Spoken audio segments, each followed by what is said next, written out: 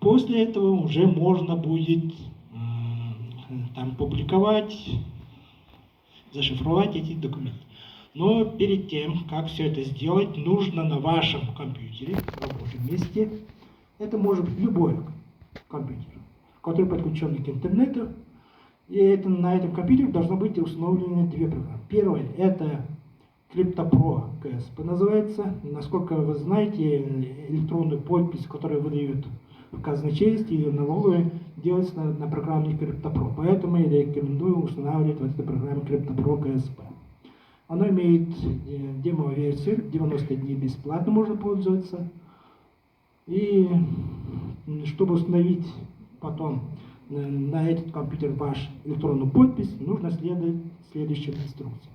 То есть после установки запускаем программу, переходим во вкладку «Сервис», нажимаем «Просмотреть сертификаты в контейнере», нажимаем «Обзор». И вот здесь в появившемся окне выбираем нашу флешку или же токен и выбираем имя ключевого контейнера. После этого мы смотрим, верный ли наш ЦП, действителен ли дата какого-то, то есть оно должно быть действительным.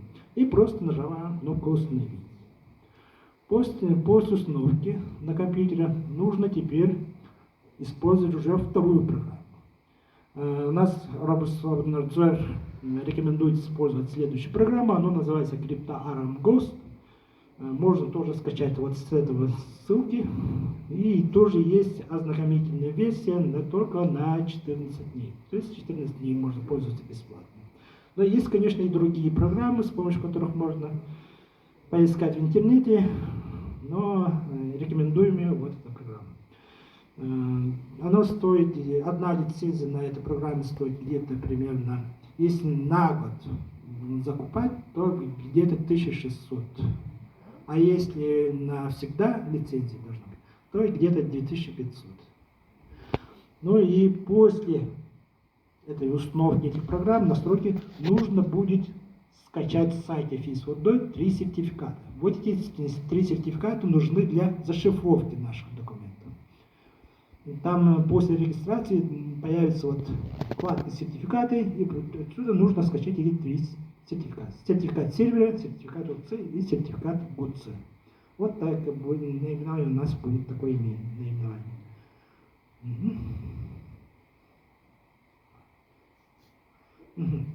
Как устанавливаем эти 3? Сначала мы устанавливаем сертификат сервера, его устанавливаем в разделе «Контакты» и просто здесь импортируем вот наш загруженный с сайта сертификат.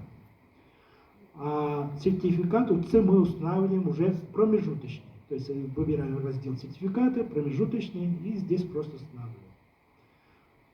И третий сертификат Минкомсвязи, называется сертификат ГУЦ, устанавливаем уже в разделе «Сертификаты», но уже в доверенный кабинет. То есть эти 3 сертификата как связаны между собой, и этот сертификат сервера нужен для зашифровки. А потом, уже после того, все это как настроили, эта настройка нужна только один раз, когда мы настраиваем наше рабочее место.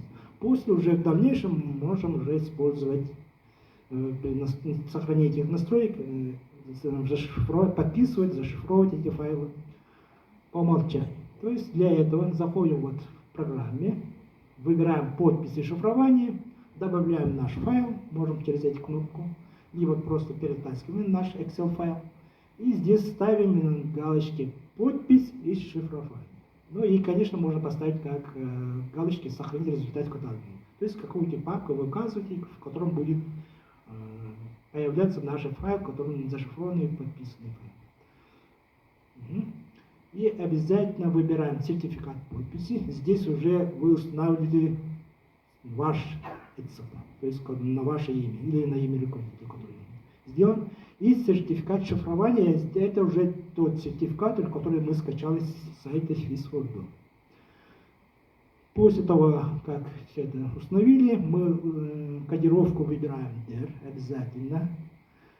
И после того, как все это сделали, настроили, мы ставим галочку «Документ просмотре» и нажимаем кнопку «Выполнить». Все, на этом наши действия сделаны, наш файл подписан, и зашифровываем. После этого вот этот файл просто мы загружаем на сайт FIS.Wordom. Для этого нажимаем вот зеленую кнопку «Создать пакет документов». Появляется вот такое окошко. Здесь вводим название пакета. Здесь есть такое замечание.